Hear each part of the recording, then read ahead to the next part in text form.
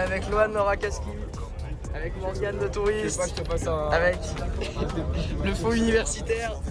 Voilà, on est content. J'étais locaux, on était tous déguisés. Des fois j'ai envie de crier comme d'un Uzi. C'est abusé, envers moi y'a trop de jalousie. Mon fils voudra se faire tous mes enfants du rap. Faut pas qu'ils prennent le flambeau comme un turam. À skip le bonheur c'est 100 millions de dirhams. Je suis un vrai roubaisien comme le zinc de Biram. Force à mes Alpoula, Bada Adjaram. Je suis un Djangal aimé, elle j'ai pas su l'aimer. Ils me voient tous comme un million que j'ai pas sous la main.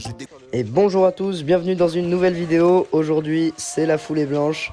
Elle était annulée l'année dernière et elle est de retour cette année. Donc moi je vais courir le 20 km pour deux raisons. Déjà c'est que j'ai couru la veille et l'avant-veille au SMC à la Clusaz. Et la deuxième raison c'est que c'est le support des championnats de France universitaires de ski nordique. Comme chaque année, donc le premier universitaire à franchir la ligne sur ce 20 km est champion de France universitaire de ski. Donc voilà, là on est sur le départ, un départ quand même assez nerveux. Même si voilà, la piste est super large parce que c'est une course populaire, donc ça accueille des centaines et des centaines de participants. On était 500 sur notre course. Il y avait également un peu plus de 500 participants sur le 42 km. Censé être le 20 km, mais comme vous le voyez sur l'activité Strava, c'est 14,5 km. En effet, il n'y avait pas assez de neige dans la plaine d'Autran et on a essayé de faire un nouveau parcours en partant de la Sûre du domaine d'Alpin pour aller jusqu'à Gèvres. Moi j'ai trouvé ça plutôt sympa comme initiative d'aller trouver un nouveau parcours au bout de la à peu près 50e édition, je sais plus exactement, je vous avoue. Et donc du coup voilà, on s'engage directement avec un long faux plat montant et on va voilà finir par traverser la route. Donc j'ai eu un départ un peu compliqué mais je me suis pas du tout inquiété. Et là j'ai pris la tête de la course. Donc on va traverser la route pour la première fois. Il y aura en tout 2 traversées de route. Bon, la traversée de route qui est un peu noircie par les cailloux, donc je lève les skis, dans le doute. Et voilà, j'essaye directement de relancer. Il y a quand même une belle concurrence hein, sur ce 20 km, à commencer par lui.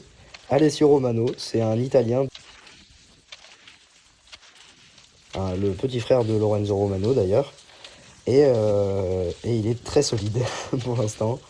Je me dis que la course est quand même vraiment pas gagnée d'avance. Donc là on a Jules Levert qui, je sais pas si j'ai bien prononcé d'ailleurs, et voilà, qui nous double, qui vient prendre son relais et qui vient relancer correctement. Là la piste n'est pas particulièrement large, c'est la boucle d'effet. Et du coup voilà, on se passe des relais, on tient pas vraiment à dos de front, ou en tout cas pas longtemps. Et donc là voilà, notre Italien reprend le relais.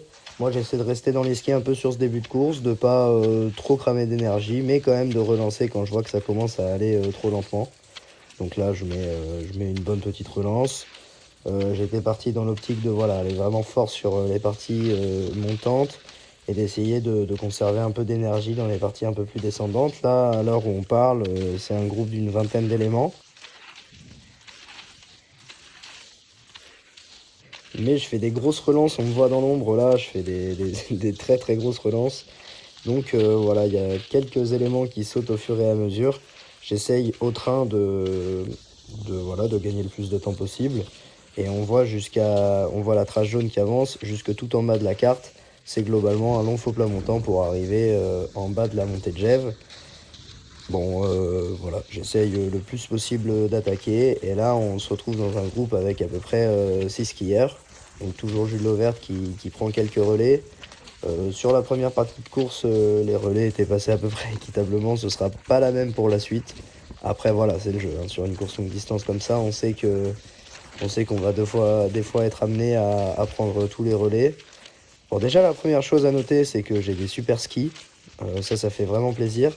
Et je remercie Rémi et le team Vercors Isère pour le fartage. Parce que franchement, sur ces courses longue distance, c'est vrai qu'il n'y a pas d'imitation au niveau du fartage, à part bien sûr le fluor.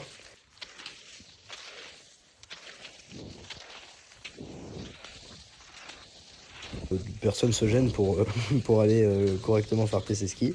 Alors qu'en CMC National Tour, en Coupe du Dauphiné, etc., c'est un fart imposé. Et un fart très limité en performance. Donc là, voilà, c'est assez dur de se retrouver dans les conditions équitables pour tout le monde. Mais voilà, moi j'avais des bons skis. Tout comme Paul Stalder d'ailleurs, qui vient de me doubler, donc le biathlète suisse. Il était bon aussi, hein, il était en canne aussi. Et là, il vient prendre un relais juste avant une des seules grosses montées en fait de ce parcours qui était globalement très plat. On voit qu'on se déplace quand même assez vite. Donc là voilà, on a un bon petit virage bien serré et là on attaque dans une bonne bosse. Globalement il y en aura 3 dans le parcours. On a à peu près tout passé en un temps, ça glissait pas mal. C'était un parcours relativement plat, un parcours où il y avait quand même pas mal de tactique, où il fallait être sérieusement préparé pour essayer d'aller jouer quelque chose. Et donc là du coup dans cette bosse, je sais que c'est une des seules bosses du parcours, du coup j'en profite pour mettre une grande attaque.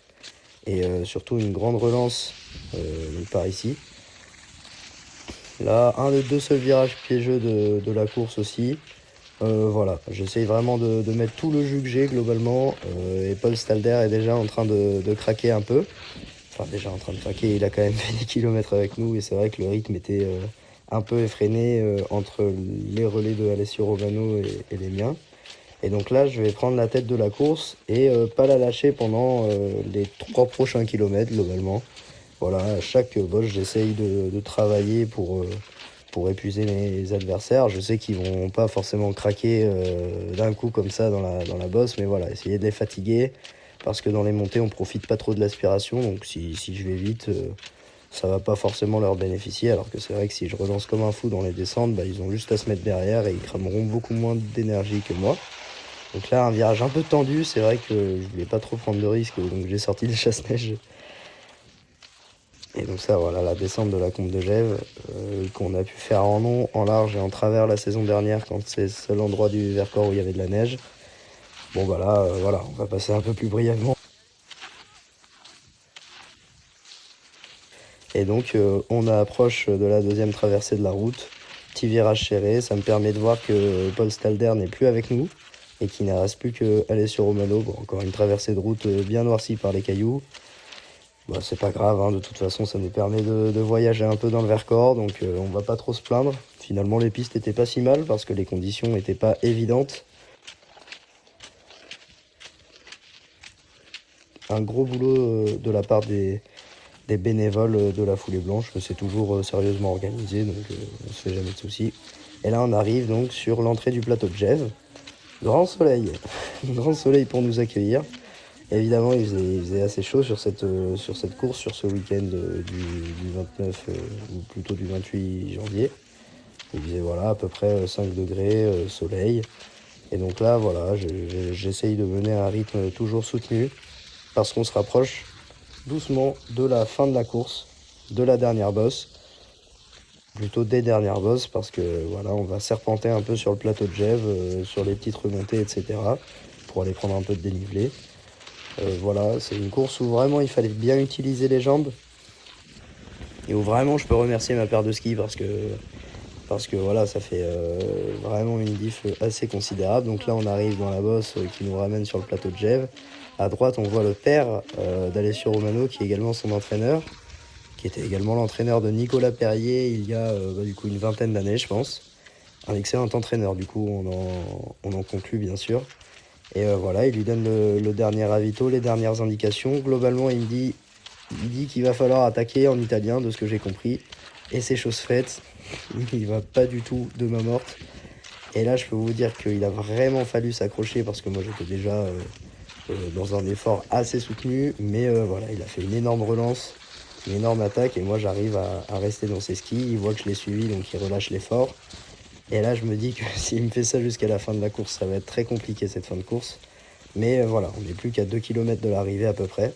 Donc voilà, il reste en gros 5 minutes d'effort. Il faut vraiment mettre tout ce qu'on a maintenant. Je reprends la tête à la faveur de l'aspiration. Et là il va me réattaquer. Tout simplement il passe par la gauche. Et là c'est très compliqué, c'est la montée du lac. Elle est, en gros c'est un peu la bosse la plus longue, hein, donc c'est que les bosses n'étaient pas très longues. Mais là il me décoche une vraie attaque. On passe à côté de Sonam-Dorn qui faisait le 42 km sans dossard. Là je perds le contact. Au moment où je double Sonam, c'est très compliqué de rester dans les skis d'Alessio. Heureusement pour moi, j'ai quand même vraiment une bonne glisse. Et là, je vais faire une énorme relance. Je mets tout ce que j'ai. De toute façon, je sais que là, si j'arrive pas à revenir à 5 mètres de lui, ça va être mort. Donc, je suis entre 5-10 mètres de lui. Donc, je suis à 2-3 secondes, hein, globalement. C'est pas très loin. Mais je bénéficie encore un peu de la spi et j'arrive à revenir sur lui juste avant la dernière bosse. Et alors là, il m'en met une. J'ai rarement vu des attaques comme ça sur une course, honnêtement. Donc là, je mets vraiment tout ce que j'ai. Erreur de la part des aiguilleurs. Donc il pensait aller à gauche, mais finalement on va à droite. Il en remet une. Et là, vraiment, je me suis arraché pour le suivre. Et j'ai réussi à le suivre. Et donc là, il voit que j'ai réussi à le suivre. Donc encore une fois, il arrête sa relance. Et là, voilà, on se regarde dans le blanc des yeux et on se dit, bon, bah, ça va se jouer au sprint, hein, vu que la ligne d'arrivée est dans 300 mètres. Moi, je me décale avec un peu de malice, on va dire, comme si de rien n'était. Sauf que moi, je sais qu'il reste que 2 virages. Le premier virage à droite, juste ici.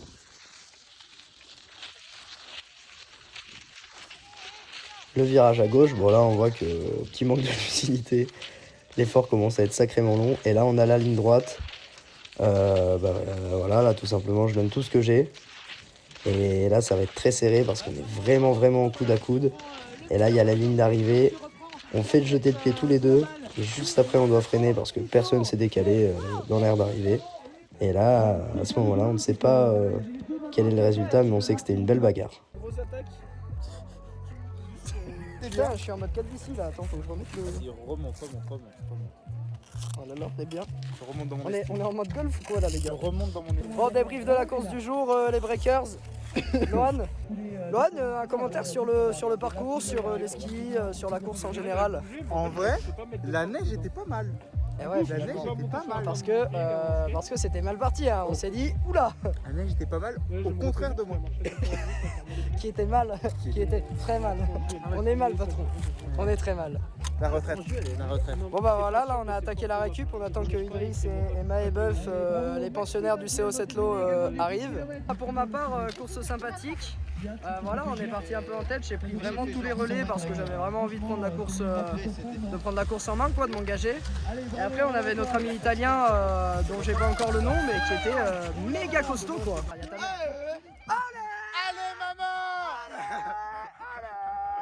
Il passait pas trop de relais mais bon en même temps c'était le jeu.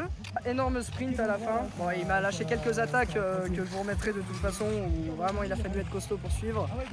Et puis gros sprint final à la fin et finalement on sait pas qui gagne donc voilà, je vous mettrai les résultats. En tout cas premier de la catégorie des championnats de France universitaires. C'est un 2006. Et c'est un 2006, on ne le précisera jamais assez mais la jeunesse n'a plus aucune limite et plus aucun respect envers ses aïeux. J'ai une petite anecdote. L'Italien qui est avec toi, c'est le petit frère de Lorenzo Romano. Mais oui, son daron, c'était le coach de Nico. Nico était à Barcelone et au comité des affaires. Lorenzo Romano qui fait 3 aujourd'hui. Attention.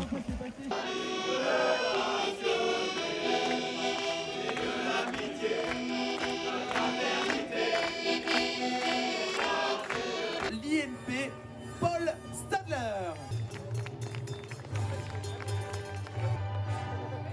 Et à la première place de ce championnat de France universitaire masculin de ski nordique, je vous demande un tonnerre d'applaudissements pour Basile Bunos de l'UGA.